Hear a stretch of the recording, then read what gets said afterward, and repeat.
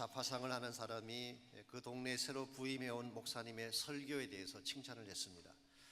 상점에 찾아오는 사람마다 붙잡고 이번에 새로 오신 목사님 설교는 참 훌륭하다고 칭찬하는 것입니다. 하루는 어떤 손님이 그 상점 주인에게 물었습니다. 지난주에 목사님이 무슨 설교를 하셨습니까? 그랬더니 모른대요. 자기는 시간이 없어서 교회 나가본 적이 없대요. 아니 그럼 설교를 잘하시는지 못하는지 어떻게 하십니까? 그렇게 했더니 주인이 대답을 했습니다. 그 목사님께서 오신 이후로 그 교회 다니는 사람들이 외상값을 잘 갚는다고. 오늘날 세상 사람들이 무엇을 가지고 우리 거창한 삶을 평가할까요?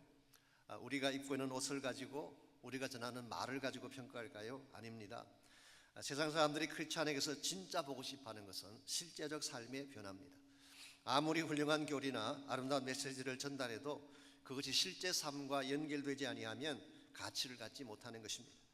오늘날 현대교회가 크레딧을 잃어가는 이유 중에 하나가 기독교 진리나 가치관이 허술해서가 아닙니다.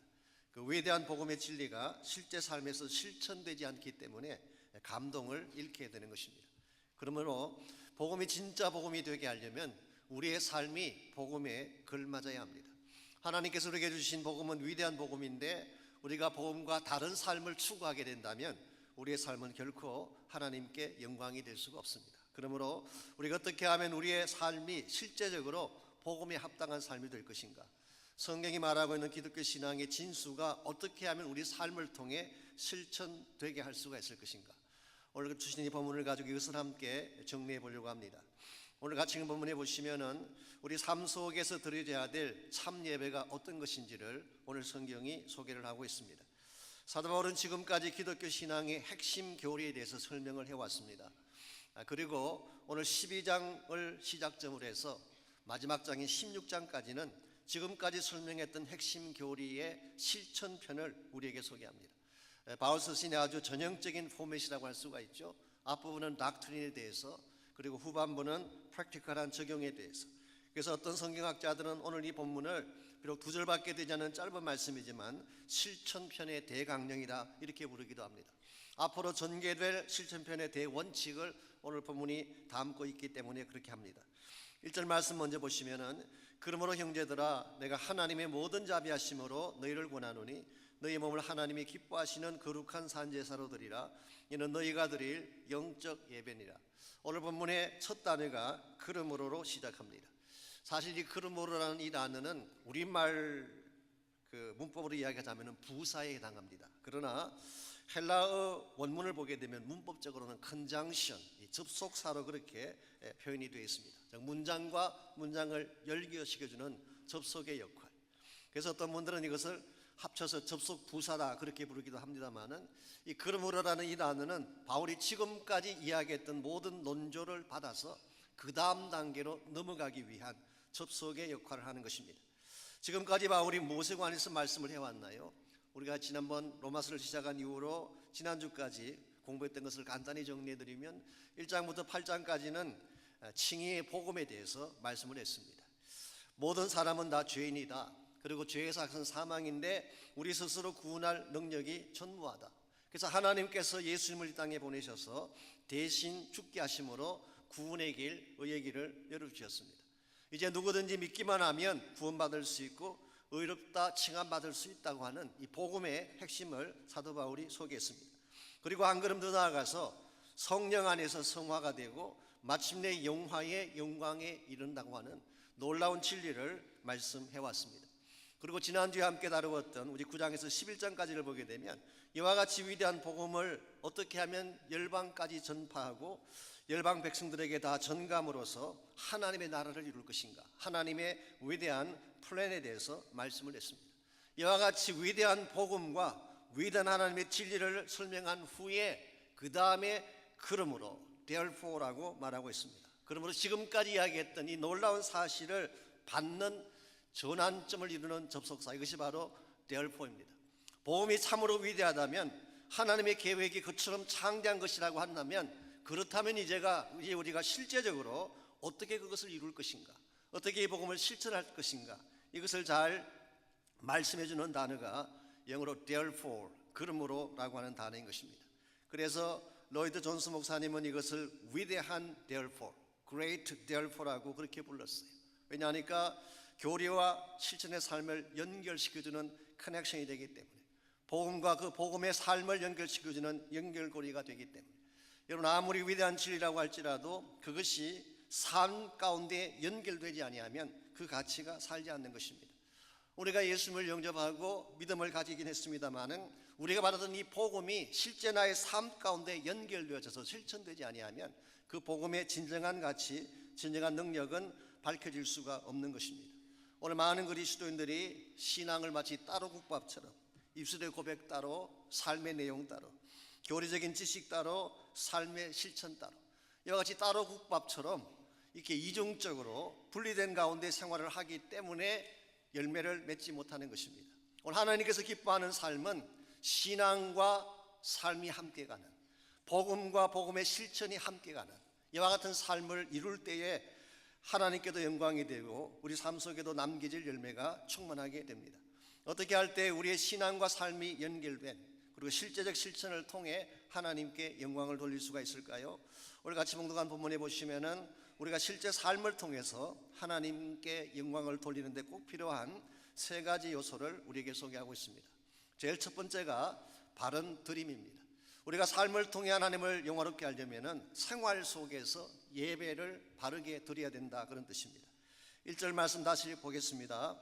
그러므로 형제들아, 내가 하나님의 모든 자비하심으로 너희를 권하노니 너희 몸을 하나님이 기뻐하시는 거룩한 사형제사로 드리라고 했습니다. 여기서 사도 바울은 너희 몸을 드려라, 이 몸이라고 하는 것은 우리의 바디, 이 피지컬한 바디를 의미할 수도 있지만 그것만 뜻하는 것은 아닙니다. 우리의 전 인격을 포함한 우리의 whole being을 몸이라고 표현했습니다. 그래서 사도 바울은 참된 예배는 뭐냐? 너의 삶 전체를, 너의 자신 전부를 산제물로 하나님께 올려드리는 것이다. 여기 산제물이라고 표현한 것은 신약시대이기 때문에 가능한 표현입니다. 이 구약시대에 드려지는 제물은 다 죽여서 올렸죠. 짐승을 잡아서 죽여서 제단 위에 올리는 것이 구약 성경에 나타나 있는 제사, sacrifice였습니다. 그런데 오늘 본문에 등장하는 제물은 living sacrifice, 살아있는 제물을 드리라고 합니다. 여러분과 저의 삶은 하나님께 산채로 드려지는 제물이 되어야 한다. 제가 조금 더 신학적인 설명을 드리자면요, 실제로 예수님께서 이 땅에 오셔서 십자가를 지심으로 구약이 요구하는 죽어서 드리는 제사는 다 완성해 주셨어요. 예수님이 죽어 주심으로, 예수님께서 피 흘려 주심으로, 예수님이 죽음을 통하여 sacrifice가 되심으로 하나님께서 받으시기를 원하셨던 제사의 모든 리퀘어먼트를 이루어 주셨어요. 그리고 주님께서 다시 사셔서 우리 안에 살아계심으로 이제 여러분과 저는 죽은 제물이 아니라 살아계신 부활의 주님이 함께하는 living sacrifice가 된 것입니다. 이제 우리가 살아가는 삶 자체가, 내 안에 부활하신 예수님을 모시고 살아가는 삶 자체가 하나님께 예배처럼 올려드려질 때, 그것을 오늘 성경은 영적인 예배다, 그렇게 부르고 있습니다. 우리말 번역에서 영적이라고 번역을 했지만 실제 원어는 reasonable, 합당한 예배다. NIV 성경은 true and proper worship, 진실되고 바른 예배다, 그렇게 설명을 했습니다. 일반적으로 예배라고 하면은 주일에 한 번 와서 그저 1시간 남짓 드리는 것을 예배라고 생각을 하죠. 오늘 여러분께서 그 예배에 참석하기 위해서 여기 오신 것입니다. 이것도 물론 중요한 예배이고 소중한 예배이죠. 그러나 오늘 성경은 우리 예배를 좀 익스텐드하고 있어요. 주일날 교회에서 드리는 것만 예배가 아니라 실제 삶의 현장에서 드리는 것이 예배다. 직장에서, 가정에서, 일터에서 내 삶의 전체를 통해서 하나님을 영광스럽게 하는 것이 예배다, 그렇게 설명하고 있습니다. 여러분과 제가 이 본문이 말하는 예배를 바로 드릴 수 있을 때에 여러분의 삶 자체가 하나님의 영광을 드러내게 되고 여러분의 삶의 자취 자체가 하나님을 높이는 자취가 되는 것입니다. 예배라고 하는 것은 본질적으로 드리는 것입니다. 예배는 받으러 오는 시간이 아니라 드리기 위해 오는 시간. 많은 분들이 예배를 올 때에 무엇인가를 받으려고 오죠. 은혜를 받으려고 오고 축복을 받으려고 오고 나의 필요한 것들을 받으려고 오는 그런 경우를 보게 되죠. 아마 여러분 가운데도 그런 분들이 계실지 모르겠습니다만은, 그러나 성경이 말하는 예배의 본질은 받는 것이 아니라 드리는 것입니다.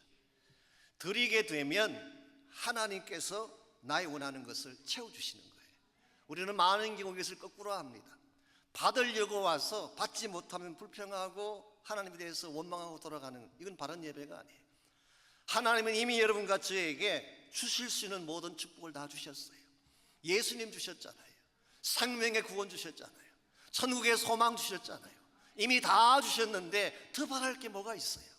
이와 같이 내가 이미 받은 은혜에 대해서, 그 사랑에 대해서 감격을 가지고 하나님께 나의 전부를 올려드리게 되면, 그때 하나님께서 여러분이 필요로 하는 모든 것들을 넘치게 채워주셔서 여러분을 복되게 하시는 것, 이게 성경이 말하고 있는 바른 예배의 컨셉이에요. 옛날에 저희들이 명절을 당하면은 어르신들께 세배 드리러 가지 않습니까? 여러분, 세배 드리러 가는 목적이 뭔가요? 세배 돈 받기 위해서 가는 거예요? 어른을 공경해서 이렇게 리스펙트를 보여드리기 위해서 가는 거예요? 여러분들께서 세배를 드리러 가는 이유는 어르신께 존경을 표하기 위해 가는 것입니다. 근데 만일에 그 존경의 마음은 없고 얼마나 많은 돈을 가져오나 세뱃돈에 관심만 갖고 간다면 그것은 장사가 되는 것입니다. 수금하러 가는 것이 되는 거예요. 오늘과 하나님께 나올 때에 하나님께 무엇을 얻으려는 마음으로 오게 되면 완전한 예배가 될 수가 없습니다. 나의 것을 드리려고 할 때, 나의 인격과 나의 언어와 나의 삶과 나의 전부를 하나님께 드리기를 소원할 때, 그때 하나님이 기뻐 받으시는 합당한 예배가 되고 여러분의 삶도 바르게 세워지게 되는 것입니다. 미국의 인디안 선교사를 보게 되면 데이비드 브레이너드라고 하는 유명한 선교사님이 계셨어요. 18세기 델라웨어에 있는 인디안 마을에 들어가서 복음을 전했던, 사실 이분의 영향으로 우리 미국 내에 대각성 운동이라고 하는 조나단 에드워드 같은 분들에게 영향을 주어서 대각성 운동이 일어나기도 했던 굉장히 귀한 분입니다. 이분이 한 마을에 들어가서 복음을 전했을 때에 그 마을의 인디안 추장이 예수님을 영접을 했어요. 너무나 감격한 추장이 하나님께 뭘 드리고 싶었습니다. 그래서 그가 가장 아끼던 활을 가지고 나와서 하나님께 드리겠다 그랬을 때 선교사님이 하나님은 당신의 활을 원치 않습니다 그랬어요. 그러자 추장이 들어가더니 이번에는 추장의 깃털 달린 모자, 이것은 추장의 영광을 상징하는 굉장히 소중한 것입니다. 깃털 달린 모자를 하나님께 드리겠다고 그랬더니 역시 선교사가 하나님은 깃털 모자를 원치 않습니다. 한참을 고민하는 그 추장이 이번에는 들어가더니 본인이 정말 아끼고 아끼는 흰 말을 끌고 나왔어요. 이걸 하나님께 드리겠다 그랬더니 선교사가 하나님은 당신의 흰 말을 원하는 것이 아닙니다. 이 말을 들은 추장이 탄식하면서 말합니다. 아니, 하나님께서는 저의 활도 원치 아니하시고 깃털 모자도 원하지 않고 저의 흰 말도 원치 않는다면 제가 드릴 게 뭐가 있겠습니까? 제 몸뚱아리 하나 외에는 드릴 것이 없습니다. 그때 선교사가 말을 합니다. 바로 그것입니다. 하나님이 원하는 것은 바로 당신 자신입니다. 당신 자신을 하나님께 드린다면 이것보다 더 영광되고 아름다운 예물이 없을 것입니다. 오늘 하나님 여러분과 저에게서 기대하는 것도 동일한 것입니다. 내가 손에 들고 있는 무엇을 원하는 것이 아니라, 내가 손에 들고 있는 물질이나 나의 어떤 것을 소유를 원하시는 것이 아니라 여러분 자신을 원하세요. 여러분 자신이 하나님께 드려진 바 되고 여러분의 모든 삶 자체가 하나님께 드려진 예배의 삶이 될 때 여러분은 하나님의 큰 영광을 드러낼 수가 있고 하나님이 기뻐하시는 삶의 열매를 맺을 수가 있습니다. 이런 면에서 우리가 진실로 우리 삶 가운데서 하나님을 영화롭게 하려면 바른 드림이 필요합니다. 두 번째로 바른 변화가 있어야 됩니다. 바른 변화가. 2절 말씀 계속 보시게 되면 너희는 이 세대를 본받지 말고 오직 마음을 새롭게 함으로 변화를 받아 그랬어요. 여기서 사도 바울이 말하는 변화라고 하는 것은 외적인 변화를 말하는 것이 아닙니다. 혹은 지식적인 차원의 변화를 말하는 것도 아닙니다.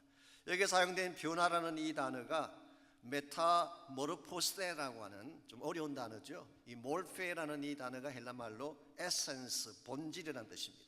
그래서 우리의 본질 자체가 변화되어지는 것. 그래서 영어 성경을 보게 되면 transformed라고 번역을 했어요.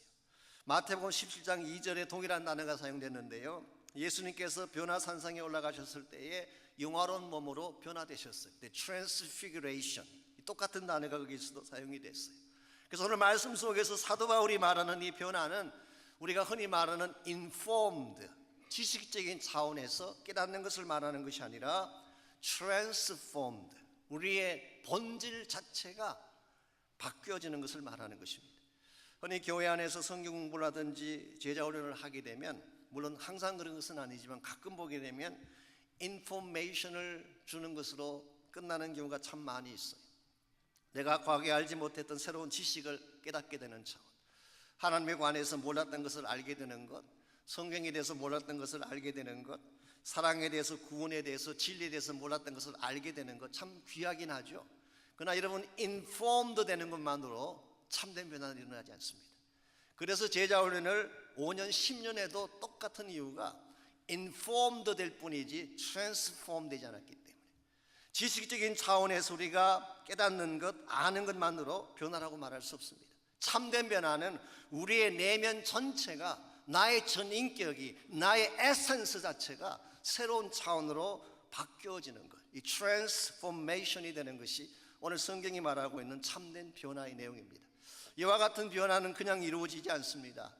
이와 같은 변화를 이루려면 오늘 본문에 의하면 두 가지 액션이 필요해요. 첫 번째 액션이 이 세대를 본받지 않아야 됩니다. 이 세대를 본받지 않아야지 참된 변화로 나아갈 수가 있어요. 이 세대는 어그러진 세대입니다. 삐뚤고 깨어진 세대가 우리가 살아가고 있는 이 세대입니다. 이 세대의 가치관은 훼손된 가치관이에요. 이 세대가 추구하는 라이프스타일은 훼손된 라이프스타일. 그러므로 여러분과 제가 크리스찬이라고 말을 하면서 이 세대를 따라가게 되면 여러분은 성경이 말하는 참된 변화의 자리로 나갈 수가 없는 것입니다. 그래서 윌리엄 바클레이는 오늘 본문을 재미있게 번역을 했어요. Don't be like chameleon. 이 카멜레온이라고 하는 것은 이 환경 따라서 색깔이 변하는 그 동물을 말하는 것이죠. 그래서 카멜레온처럼 되지 말아라, 그렇게 번역을 했었어요. 환경 따라서 컬러가 바뀌는, 그래서 교회 오게 되면 거룩한 컬러를 입었다가 또 세상 나가게 되면 또 다른 컬러를 입는, 그래서 이 사람의 컬러가 사람 만날 때마다 환경 따라 다 바뀌어지게 되니까 이 사람의 정체가 뭔지를 알 수가 없어. 이와 같은 삶은 참된 변화를 추구할 수 없는 삶. 그래서 세상의 패션이나 세상의 스타일이나 세상의 가치관을 본받지 않는 것, 이것이 우리가 변화를 추구하는 첫 단계라고 말한다면, 두 번째 단계, 보다 더 적극적인 단계는 마음을 새롭게 하는 것입니다. 내 마음의 근본이 새로운 마음으로 바뀌어지게 되는 것. 사실은 우리가 외형을 바꾼다고 해서 변화가 일어나는 것이 아니라 내 마음의 근본 틀을 바꿔야지 변화가 일어나는 것입니다. 흔히 가정에 문제가 생기든지 위기가 찾아왔을 때에 이 근본 마음을 변화시키지 아니하고 외적인 것을 자꾸 바꾸려고 하는 케이스가 있어요. 예를 들어서 부부관계에 위기가 생겼는데 가구의 위치를 좀 바꾼다고 문제가 해결되겠어요? 거실을 새 페인트 색깔로 칠한다고 해서 가정의 문제가 해결되겠어요?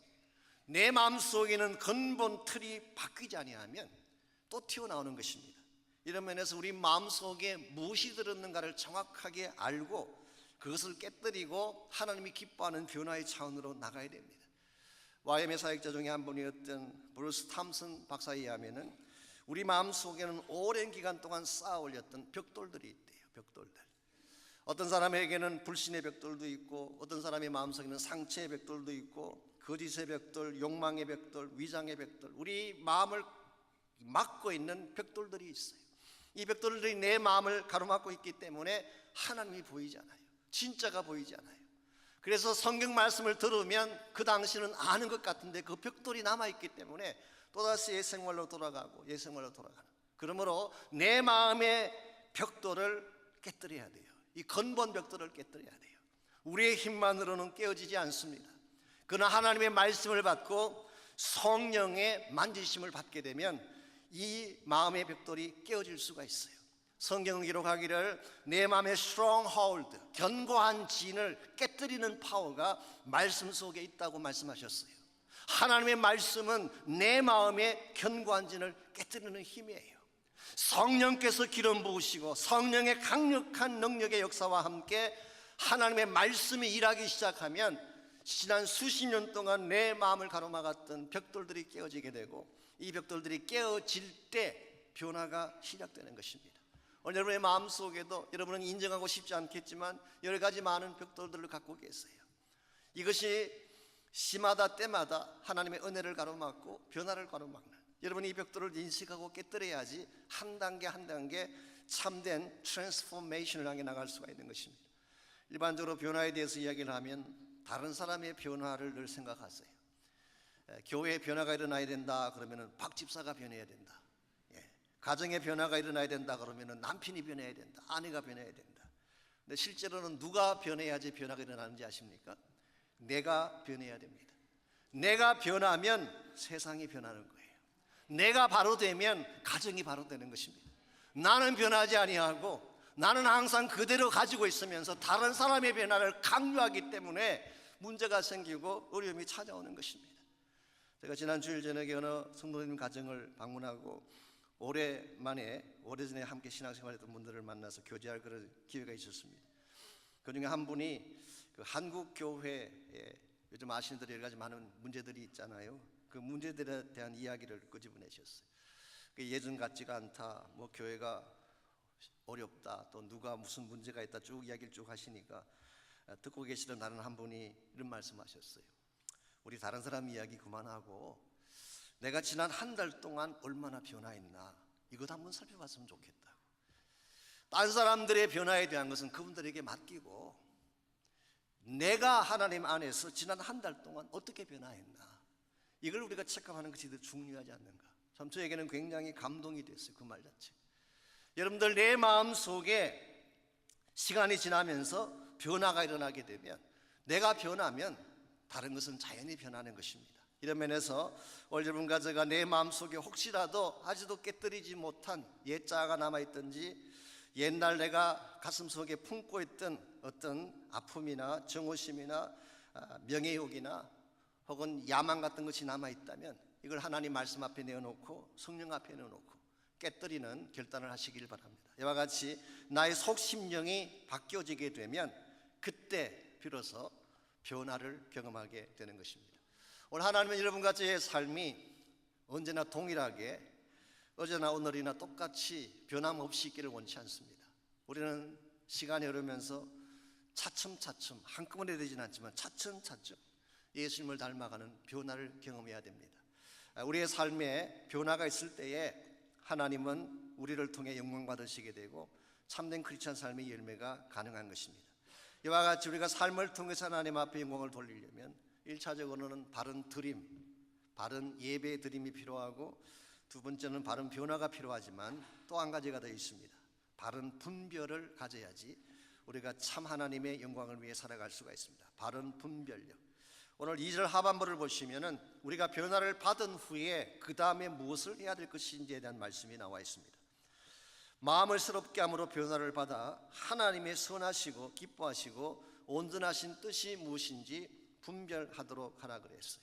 여기서 분별한다는 말의 뜻은 이 도키마조라는 이 단어는 테스트하라, 확인하라, 그리고 컨펌하고 분별하라 그런 뜻입니다. 오늘 우리의 관심자 중에 하나는 하나님의 뜻을 분별하는 것입니다.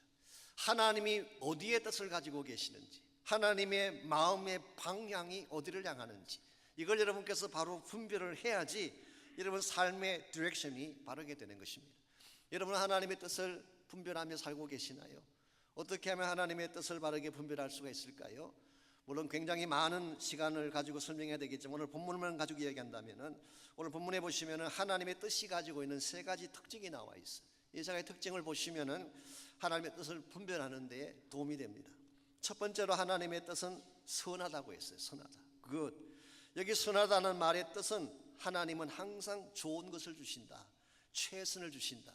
이게 하나님의 뜻이에요. 우리는 가끔 하나님이 나를 저주하지 않을까, 나에게 나쁜 것을 주시지 않을까 걱정하지만 아닙니다. 하나님은 언제나 여러분에게 제일 좋은 것을 주시는 거예요. 이게 하나님의 마음이에요. 물론 가끔 고난을 주시기도 합니다. 가끔 시련을 안겨주시기도 합니다. 그러나 하나님이 고난이나 시련을 통해서 궁극적으로 주기를 원하시는 것은 최선을 주고 싶은 것입니다. 이게 아버지의 마음이에요. 그래서 마태복음 7장에 보게 되면 누가 아들이 떡을 달라 하면 돌을 주며 누가 아들이 생선을 달라 하면 뱀을 줄 자가 있겠느냐. 세상의 악한 아버지라도 자식에게는 좋은 것으로 주려고 하거늘 하물며 하늘에 계신 아버지께서 구하는 자에게 뭐라고 했어요? 좋은 것으로 주시지 않겠느냐. 이게 하나님의 뜻이에요. 하나님의 뜻은 여러분이 잘 되는 거예요. 여러분이 행복하게 사는 거예요. 여러분이 아름답고 존귀하게 사는 것입니다. 그러므로 하나님의 뜻은 첫 번째로 선한 특징 가지고 있어요. 두 번째 특징은 기뻐하시는 것. 여기 기뻐한다는 말의 의미는 acceptable 하다 그런 뜻이에요. 즉 하나님의 성품에 부합된다는 뜻이에요. 오늘 우리가 하나님의 뜻을 분별하려고 할 때에 하나님의 성품과 같이 가는 것이 아니면 하나님의 뜻이 아니에요. 예컨대 하나님의 성품이라고 하면 하나님의 속성을 말하는데요, 하나님의 대표적인 속성이 뭐예요? 사랑이잖아요, 진리잖아요, 거룩함이잖아요. 하나님의 이 속성, 하나님의 성품에 부합되지 아니하면은 아무리 포장을 잘하고 좋게 이야기를 해도 이것은 하나님의 뜻이 아닌 경우가 많습니다. 예를 들면 아무리 그럴듯해 보여도 그게 진리가 없다면 하나님 뜻 아니에요. 그것이 사랑을 위한 것이 아니라면 하나님의 뜻이 아닌 것입니다. 이런 면에서 하나님의 기뻐하시는 것, 하나님의 성품에 부합되느냐 아니냐를 보면 하나님의 뜻을 분별할 수가 있습니다. 세 번째로 온전하다 그랬어요. 온전하다는 말의 뜻은 모자람이 없다, 부족함이 없다 그런 뜻이죠. 퍼펙트하다 그런 뜻입니다. 근데 무엇을 이루는데 부족함이 없다는 것일까요? 하나님의 목적을 이룸에 있어서 완전하다 그런 뜻입니다. 하나님께서 정하신 하나님의 목적을 이루는 데 있어서 하나님의 뜻의 방향은 언제나 완전한 것입니다. 오늘 여러분과 제가 이와 같은 하나님의 뜻을 잘 분별하고 하나님의 뜻한 바를 향해 살아가기 시작할 때 여러분의 삶은 하나님께 영광이 되고 남기는 열매는 가치를 갖게 되는 것입니다. 성경이 말하는 크리스찬 삶의 본질은 나의 뜻, 나의 꿈을 이루는 것이 아닙니다. 하나님의 뜻을 발견하고 그 비전을 향해 살아가는 것이 성경이 말하고 있는 크리스찬 삶의 바른 방향입니다. 우리가 사는 이 시대는 참으로 혼란한 시대입니다. 모든 것이 다 허려져 있고 모든 것이 세상화되어 있기 때문에 여러분이 자칫 잘못하면은 여러분도 인식하지 못하는 가운데에 세상의 흐름에 떠내려갈 가능성이 많습니다. 이 세상은 물질 중심적이지 않습니까? 이 세상은 쾌락 중심적이지 않습니까? 이 세상은 이기적이고 자기만을 높이기를 원하는 가치관이 이 세상에 팽배해 있지 않습니까? 그래서 세상에서 말하는 성공이라고 하는 것은 더 많이 가지는 거예요. 더 높아지는 것이 성공이에요. 더 많이 즐기고 누리는 것이 성공이라고 믿는 시대. 이와 같은 시대를 사는 여러분과 제가 그냥 아무 생각 없이 세상 따라가게 되면 여러분은 열심히 산 것처럼 보이지만 시간이 다 지난 후에 돌이켜보면 엉뚱한 곳에서 시간을 낭비한 것입니다. 그러므로 하나님의 뜻을 분별하는 것, 하나님이 지금 어디에서 무엇을 하고 계신지를 정확하게 알고 하나님이 계신 그곳이 내 삶의 현장이 되고 내 사역의 현장이 되게 하는 것, 이건 굉장히 중요한 것입니다. 우리가 이것을 바로 할 때에 우리의 삶은 세상을 따라 떠내려가지 아니하고 하나님이 기뻐하시는 열매를 향해 바르게 나아갈 수가 있습니다. 일제시대 일본의 그 목사님 중에 나가오라고 하는 목사님이 계셨어요.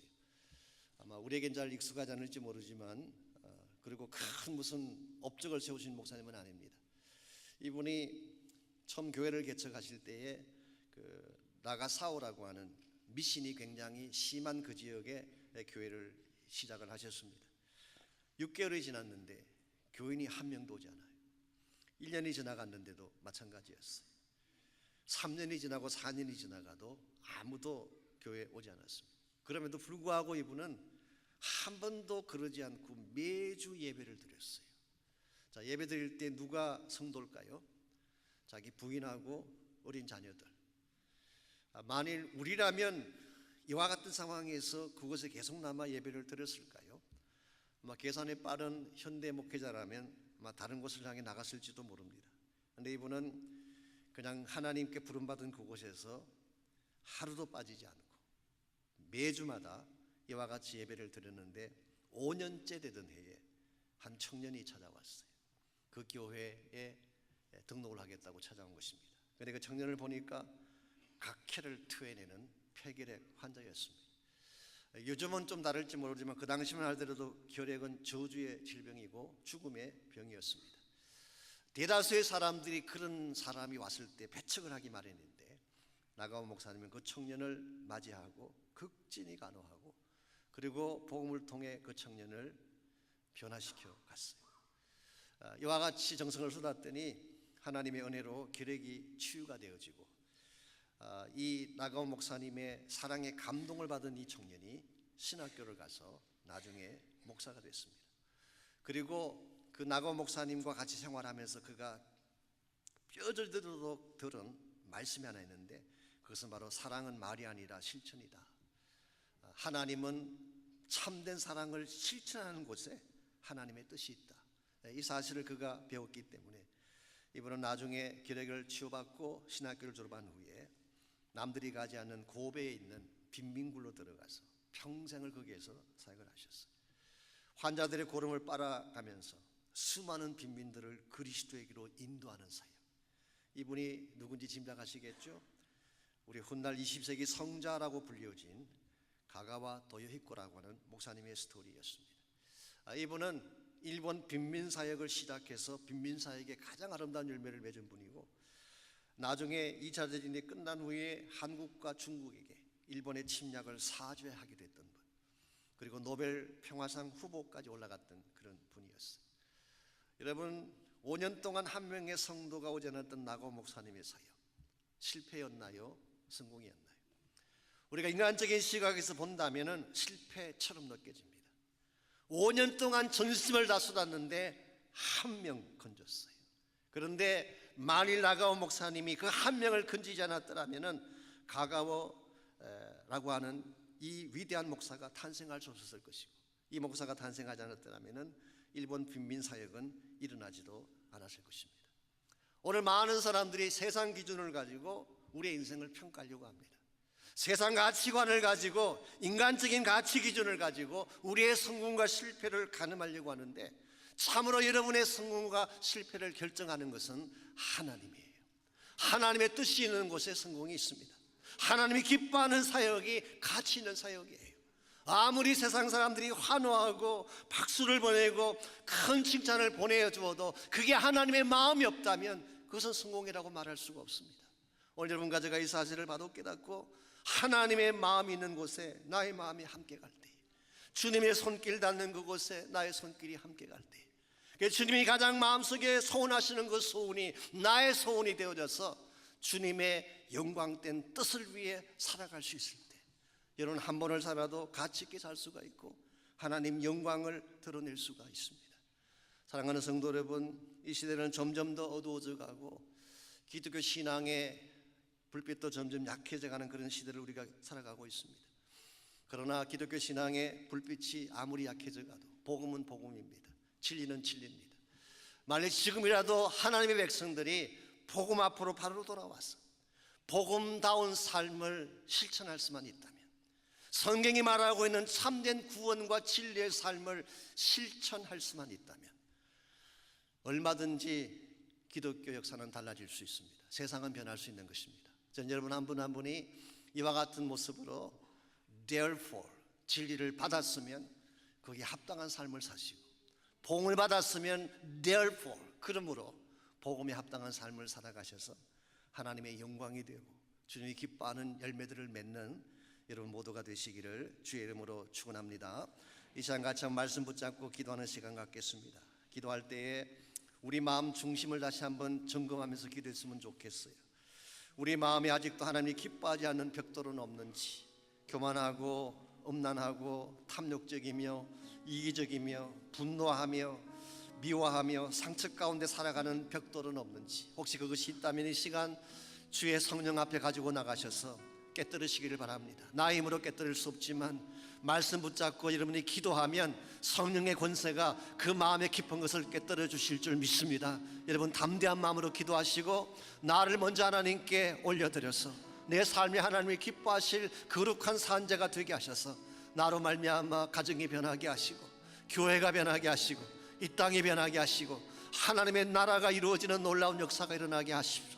이와 같은 고백으로, 이와 같은 결단으로 우리 함께 합심해서 기도하겠습니다.